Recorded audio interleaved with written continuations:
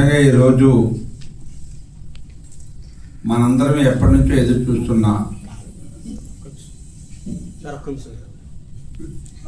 Railway zone అనేది ప్రతి పరిస్థితిలో కూడా చూసాం. ఈ రైల్వే జోన్ తాలూకా మనకన్నా వెనక జమ్మూ కాశ్మీర్ లో గెజిట్ నోటిఫికేషన్ ఇవ్వడం, అక్కడ ఆపరేషన్ కూడా స్టార్ట్ అయిపోవడం జరుగుతుంది. మన దగ్గర మరి ఎందుకన్నా జరగట్లేదు అనేది అనుమానం కలిగింది చాలా మందికి. బట్ అటువంటి అనుమానాలు పట్టాపత్రి చేస్తూ నిన్ననే మన జోన్కి ఒక జోనల్ మేనేజర్ని కూడా సందీప్ మాధవ్ అనే అతను నియమించడం జరిగింది.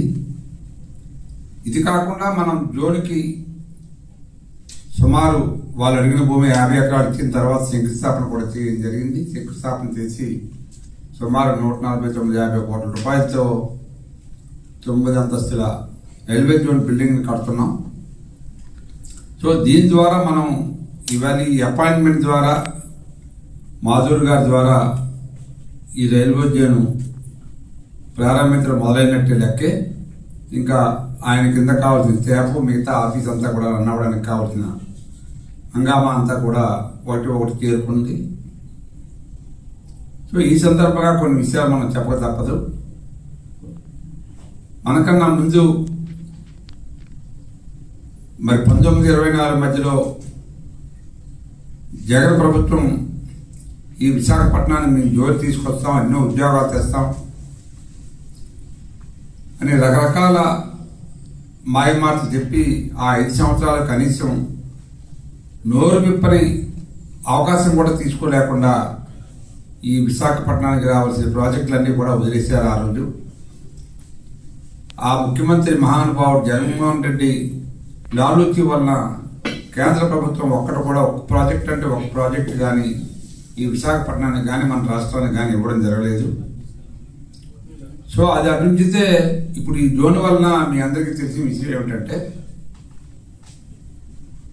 గతంలో మన పిల్లలందరూ కూడా రైల్వే ఉద్యోగాల కోసం జోన్ ఎగ్జామ్స్ ఎప్పుడూ కూడా హెడ్ క్వార్టర్లో జరుగుతాయి, భువనేశ్వర్లో జరిగేవి.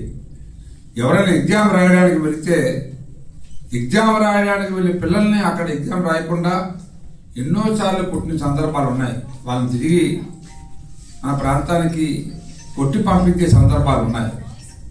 అటువంటి రోజు మన విశాఖపట్నం జోన్ రావడం వలన పిల్లలందరికీ ఏవైతే ఉద్యోగాలు వస్తాయో రైల్వేలో ఈ టెస్టులన్నీ కూడా మన విశాఖపట్నంలోనే పెట్టుకునే అవకాశం ఉంటుంది. దర్జాగా ఇక్కడ చాలా మంది ఎగ్జామ్ రాసుకొని వాళ్ళకి నచ్చిన విధంగా చదువుకొని ఉద్యోగాలు పొందే అవకాశాలు మెండుగా ఉంటాయి.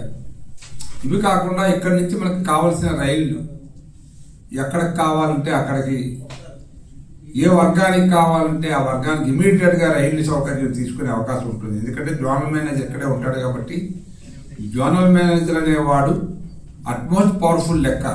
ఒక ట్రైన్ మనకి ఇమీడియట్ కావాలంటే అదే జోను భువనేశ్వర్ అక్కడికి వెళ్ళి అప్లై చేసుకుని మాట్లాడి తేవాలంటే ఒక జోను మేనేజర్ కావాలంటే చాలా ఇబ్బంది. 15 రోజులు అయితే కానీ ఒక ట్రైన్ అలాట్ చేసుకోలేదు. అలాంటిది ఈరోజు మనం విశాఖపట్నంలో జోన్ ఉండడం వలన ఇటు రైతులకు కానీ లేకపోతే వ్యాపారస్తులకు కానీ ట్రైన్స్ కావాలంటే వెంటనే ఈవేళ మనం డీడీ కడితే మన పక్కనే కాబట్టి జోనల్ ఆఫీసు వెంటనే మంజూరు చేసుకునే అవకాశం కూడా మనకు కలుగుతుంది. దానివల్ల మనకు వ్యాపార అభివృద్ధి జరుగుతుంది, రైతులకు మంచి జరుగుతుంది. రైతులు పండించే పంటలు కొన్ని కమర్షియల్ పంటలు రాను పెరుగుతాయి. అవన్నీ కూడా ఒక ప్రాంతం నుంచి ఇంకో ప్రాంతానికి చేరవేయడానికి ఈ రైలు మార్గం ద్వారా చేయాలంటే ఈజీగా మనకి ట్రైన్లు దొరికే అందుబాటులో ఉండే అవకాశం ఉంటుంది. ఉదాహరణకి ఇప్పుడు మనకు రావులపాలెంలో అరటిపళ్ళు పండుతాయి. మరి అలాగే భీమవరం ప్రాంతంలో చేపలు ఈవేళ ఎన్నో 100 లారీలు వస్తాయి ఈస్ట్ ఇండియాకి. ఇటు బెంగాల్ కానీ అస్సాం, మణిపూర్, మేఘాలయ ఇవన్నీ ఈ రాష్ట్రాలన్నీ కూడా కొన్ని 100 టన్నుల చేపలు రోజు ట్రాన్స్పోర్ట్ అవుతాయి బై రోడ్. సో ఈ రోజు ఇక్కడ మనకి ట్రాక్ కావాలంటే ట్రాక్ కావాలంటే ఇమీడియట్ గా కూలింగ్ ట్రాక్ తీసుకునే అవకాశం కూడా చాలా మెరుగుపరుచుకునే అవకాశం ఉంది. ఆ ట్రైన్లు పొంది ట్రైన్ ద్వారా పంపించే ఏర్పాటు కూడా జరిగే అవకాశం ఉంది. ఇలాగా ఎన్నో రకాలుగా మనం ఈ రైల్వే జోన్ ద్వారా మనం ఎన్నో అవకాశాలు పొందొచ్చు. మన ప్రాంతం ఇంకా అభివృద్ధి చెందుతుంది. డెఫినెట్ గా ఈ రైల్వే జోన్ అనేది మనకు ఒక మణిహారం లాంటిదని చెప్పక తప్పదు. ఇది కాకుండా మన డిఆర్ఎంలు కూడా మనకు అందుబాటులో ఉంటారు. ఒక జోనల్ మేనేజర్ మన దగ్గర ఉంటే ఏ జోన్ నుంచి అయినా మనకి పని కావాలంటే డిఆర్ఎం ఆఫీస్ నుంచి, ఆ జోన్ కింద ఉన్న డిఆర్ఎం ఆఫీస్ నుంచి మళ్ళీ అక్కడ జోనల్ ఆఫీసర్కి వెళ్ళి పర్మిషన్ తీసుకొని తెచ్చే బదులు ఇక్కడే మనకి ఏ డిఆర్ఎం ఆఫీస్ నుంచి అయినా మనకున్న 3 డిఆర్ఎంలు ఉంటాయి. బహుశా మన వైజాగ్ డిఆర్ఎం ఒకటి, కొత్తగా రాయగడ డిఆర్ఎం పెడతారని అంటున్నారు కాబట్టి అక్కడ ఒకటి, ఇటు మనకి మన సౌత్ సెంట్రల్ నుంచి కూడా ఒక డిఆర్ఎం ఆఫీస్ నుంచి విడదీయడానికి మన విశాఖపట్నాన్ని కలుపుతారనుకుంటున్నాం. లేదా దాన్ని మరి ఎక్స్టెండ్ చేస్తారని అనుకుంటున్నాను నేను. ఇటు రాజమండ్రి వరకు ఎక్స్టెండ్ చేసి ఆ జోన్ని డిఆర్ఎం రాజమండ్రిలో పెడితే బాగుంటుంది లేదో ఆలోచన కూడా ఉంది. సో ఈ డిఆర్ఎం అన్ని కూడా మనకి అందుబాటులో ఉండే అవకాశం ఉంటుంది. వాళ్ళ ద్వారా కొన్ని సౌకర్యాలు పొందొచ్చు.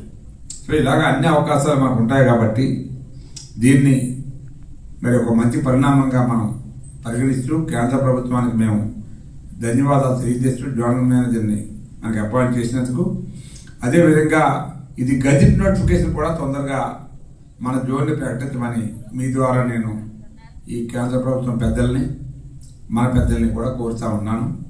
అదే ఇంకా ఆల్మోస్ట్ ఆల్ జోన్ కంప్లీట్ అయినట్టు లెక్క. మన గజెట్లో నోటిఫికేషన్ వచ్చేస్తే ఇక మన కంప్లీట్ జోన్ మన ప్రాంతంలో ఏర్పాటు చేస్తున్నట్టు లెక్క.